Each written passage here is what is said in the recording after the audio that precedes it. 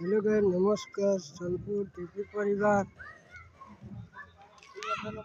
परिवार इटा तार 15तम अष्टप्रहरी नाम यज्ञ करुछन।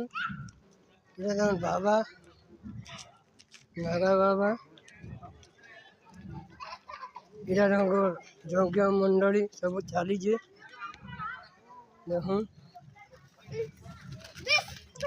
यज्ञ मंडली आरंभ कर दे सारे यज्ञ कुंडली आरंभ चली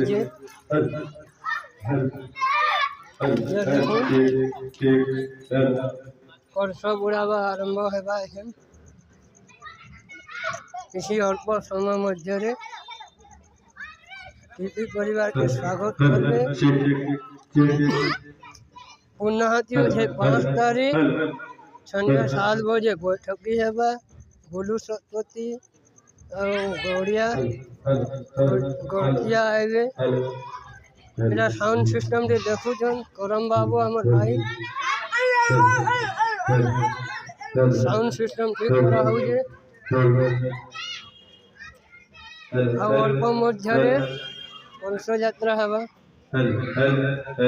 परिवार के घर से रखी दुर्गा भी अनुष्ठानिक बहुत बढ़िया चली। लाइक करेंगे, सब्सक्राइब करेंगे।